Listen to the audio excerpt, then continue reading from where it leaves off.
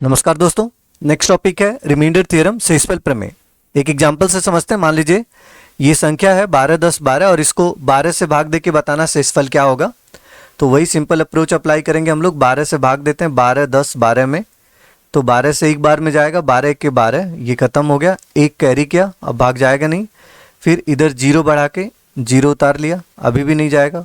फिर 0 बढ़ा के 1 उतारा, अब ये चला जाएगा। 12 8 96, कितना बचेगा 5। फिर 2 कैरी कर लीजिए, तो 12 चौक 48, और अगर 52 से 48 घटाएंगे कितना बचेगा 4। मतलब इसका आंसर आ गया 4। क्लियर। अब इस प्रक्रिया में जो आप भाग दे रहे हैं इसमें कुछ टर्म दिख रहे हैं हम लोगों को। इन टर्म का स्पेसिफिक नाम होता है। जैसे जो 12 है जिससे भाग दे रहे हैं आप, तो जिस संख्या से भाग दिया जाता है उसको भाजक बोलते हैं। भाजक को इंग्लिश में कहते हैं डिवाइजर। ठीक है दोस्तों। और ये जिस संख्या में भाग देते हैं उसे कहते हैं डिविडेंड, भाज्य। तो ये हो गया भाज्य या डिविडेंड। क्लियर। और ये जो लास्ट में इधर नंबर आए इस साइड में, इसको हम बोलते हैं क्या, भागफल। इसे बोलते हैं हम लोग भागफल, कोशिएंट। इंग्लिश में इसे क्या बोलते हैं हम लोग, कोशिएंट। और अंत में इधर जो बचेगा ये 4, इसको बोला जाता है शेषफल। तो भाग की प्रक्रिया में हमको 4 टर्म याद रखने हैं, भाज्य, भाजक, भागफल और शेषफल। और इन चारों में एक रिलेशन होता है, भाज्य, भाजक, भागफल और शेषफल में। भाज्य बराबर भाजक गुणे भागफल प्लस शेषफल। मतलब ये रिलेशन आपको याद रख लेना, भाज्य बराबर होता है भाजक गुणे भागफल प्लस शेषफल। इंग्लिश में dividend equal to divisor into quotient plus remainder, या शॉर्ट फॉर्म में हम लोग भाज्य को n से रिप्रेजेंट करते हैं, तो n बराबर हो जाएगा dq प्लस r। क्लियर। अब एक दो क्वेश्चन और समझते। जैसे मान लीजिए दोस्तों आप लोगों को 17 गुणे 15 में मान लो 4 से भाग देना और बताना शेषफल क्या होगा। तो 2 तरीके हैं। एक तो आप 17 का पहले 15 में गुणा कर लो कि 17 पच्चे 85, और फिर 17 के 17 8 25, 255 आ गया। या तो आप 255 में 8 से भाग दे के पता करो शेषफल क्या होगा। तो आप बोलेंगे अगर हम 17 से 255 में भाग दें तो 8 त्रिक 24, 1 बचेगा 15, 8 1 के 8, शेषफल रह जाएगा 7। या आप ऐसा कर सकते हैं कि 17 और 15 में अलग अलग 4 से भाग दे सकते हैं, है ना। 17 और 15 में अलग अलग 4 से भाग देंगे। देखिए कैलकुलेशन ठीक किया हमने। 15 17 पच्चे 85, 5 कितना बचा 8, अच्छा 4 से भाग देना था। और फिर 17 के 17, 8 25, ठीक है 4 से भाग देना था बच्चों, हमने 8 से भाग दे दिया। तो 4 से भाग देंगे, 4 छक 24, 1 बचेगा 15, 4 तियाँ 12, और शेषफल कितना रह जाएगा 3। एक तो ऐसे, या तो आप अगला एक काम कर सकते हैं कि 4 से 17 में अलग से भाग दीजिए। तो 4 से 17 में भाग देंगे, 4 चौक 16, शेषफल 1 बचेगा। 15 में 4 तियाँ 12, 3 बचेगा, और 1 तियाँ 3। अलग अलग भाग देंगे तब भी शेषफल वही बचेगा। क्लियर। जैसे एक और एग्जाम्पल देखते हैं। मान लीजिए 17 प्लस 15 में 4 से भाग देना है, तो आप जोड़ के भाग दे सकते हैं। 17 प्लस 15 कितना हो जाएगा 32, और 32 में 4 से भाग देंगे तो शेषफल क्या आ जाएगा 0। 4 8 32 ना, पूरा पूरा कट गया, मतलब शेषफल 0। या अलग अलग भाग दे दीजिए। 4 चौक 16, शेषफल 1 बचेगा। 15 में शेषफल 3 बचेगा, 1 में 3 जोड़ेंगे 4 आएगा, और फिर 4 में 4 से भाग देने पर शेषफल 0 आएगा। तो आप मैथमेटिकल ऑपरेशन करने के बाद भाग देंगे तब भी वही आंसर आएगा शेषफल के रूप में। या आप अलग अलग शेषफल पता करके फिर मैथमेटिकल ऑपरेशन करेंगे तब भी आएगा, है ना। तो हम यही काम करेंगे आगे से। जब भी इस तरीके से मल्टीप्लाई होगा कई नंबर का, जैसे एक और एग्जांपल पूछता हूं मैं आपसे। मान लीजिए 231 इंटू 175 को 19 से भाग दे के बताना शेषफल क्या होगा। तो अब हम इन दोनों का अलग अलग गुणा करने थोड़ी जाएंगे, मतलब मल्टीप्लाई करके तो बिगर नंबर आ जाएगा। तो हम क्या करेंगे, दोनों को 19 से अलग से भाग देंगे। 19 से 231 को भाग दीजिए। 19 से अगर आप 231 को भाग देंगे तो 19 1 19, 4 बचा 41, 19 दूना 38, कितना बचेगा 3 बचेगा। 41 से 38 जाएगा तो 3, मतलब यहाँ पे तो 3 रह गया।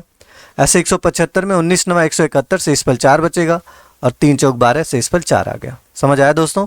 तो इस तरीके से जब भी भागफल आए, मतलब भाग का क्वेश्चन आए, तो आप अलग अलग डिवीजन कर सकते हो।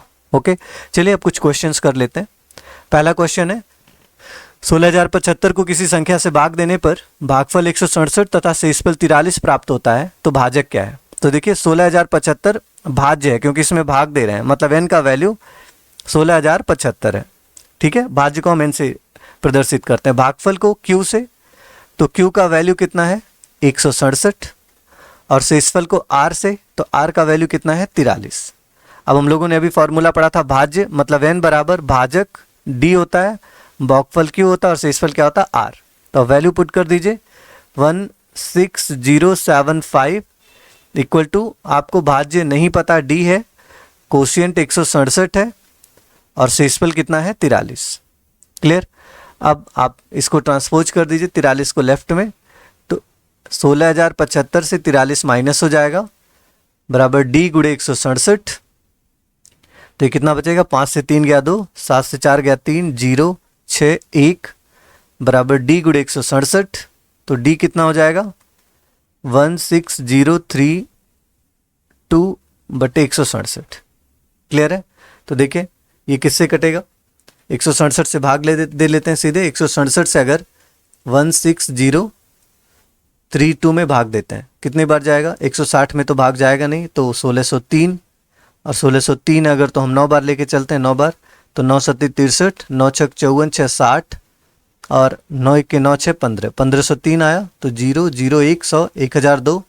अब कितनी बार जाएगा, 6 बार, और 167 का 6 में गुणा करेंगे तो 1002 आ जाएगा। इसका मतलब ये पूरा शेषफल 0 आ गया। आंसर कितना आ गया 96। तो जो भाजक होगा इस क्वेश्चन का आंसर डिवाइजर 96, मतलब ऑप्शन 3 करेक्ट होगा। क्लियर। चलिए अगला क्वेश्चन करते हैं इसी पर बेस्ड। विभाजन के एक प्रश्न में भाजक भागफल का 4 गुना है और शेषफल का 2 गुना है। यदि शेषफल 20 हो तो भाज्य ज्ञात कीजिए। In division sum divisor is 4 times of quotient. तो जो भाजक है वो भागफल का 4 गुना है। भाजक को हम लोग किससे रिप्रेजेंट करते हैं, d से। तो d बराबर 4 गुणे भागफल, भागफल को हम q से, तो d बराबर 4q गिवन है, एंड ट्वाइस द रिमाइंडर। और यही जो भाजक है वो शेषफल का 2 गुना, तो 2 गुणे r कर दिया। तो अगर आपसे कह रहा कि रिमाइंडर 10 है, शेषफल 10 है, तो डिविडेंड भाज्य पता करिए। तो r की वैल्यू भी गिवन है कितना 10। अब r का मान यहाँ रख दीजिए, तो d बराबर आ जाएगा 2 गुणे 10, मतलब d का वैल्यू आ गया 20। क्लियर।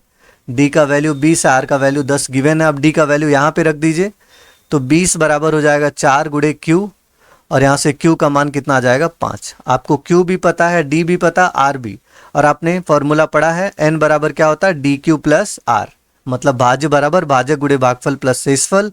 तो ये हो जाएगा आपके पास अब 20 गुणे q का मान 5 प्लस 10, तो 20 बचे 100 प्लस 10, आंसर कितना आ गया 110। 110 मतलब सेकेंड ऑप्शन करेक्ट है।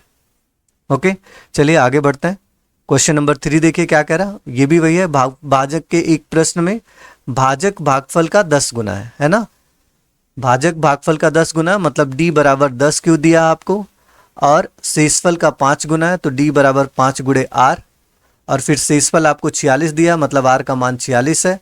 तो फिर आपसे भाज्य पूछ रहा, ठीक है। तो r का मान 46 रख दो इधर, तो d बराबर आ जाएगा 5 गुणे 46, मतलब 6 पचे 30 और 5 चौक 20, 20 और 3 23 है ना। तो 230 आ जाएगा ये d का मान। अब d का मान यहाँ 230 रखिए, 230 बराबर 10 गुणे q, और 1 0 से 1 0 गया, q का मान आ गया 23। तो आपको d पता है, q पता, r पता है, भाज्य पता ही हो जाएगा। n बराबर क्या फॉर्मूला देखा आपने, dq प्लस r। तो d का मान है 230, q का मान है 23 प्लस r का मान 46। क्लियर। तो 23 का स्क्वायर आपको याद है 529 होता है, मतलब 590 प्लस 46, और अगर आप 590 में 46 ऐड करेंगे तो 5336 आ जाएगा, मतलब ऑप्शन सी सही होगा। क्लियर। चलिए अगला क्वेश्चन देखते हैं दोस्तों।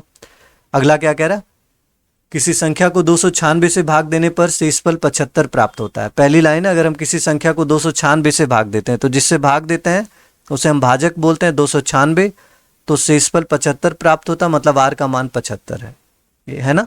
फिर आगे कह रहा अगर उसी संख्या को हम भाग दें 37 से, अगला केस है कि अगर उसी संख्या को हम लोग 37 से भाग दें तब शेषफल क्या होगा। अच्छा आप देखिए, अगर संख्या के लिए आपको d पता, r पता, q नहीं पता है, तो q को हम q ही मान लेते हैं। तो संख्या क्या होता है, n बराबर dq प्लस r, यही होता है दोस्तों। अब d का मान तो आपके पास 296 है, q का मान आपने q माना, और शेषफल 75 है। तो जो संख्या आएगा कुछ इस तरीके के रूप में आएगा, 296 q प्लस 75। क्लियर। अब कह रहा है कि अगर इसी में हम लोग 37 से भाग दें, 296 क्यूब प्लस 75 में अगर हम लोग दोस्तों किससे भाग दें, 37 से, तो शेषफल क्या होगा।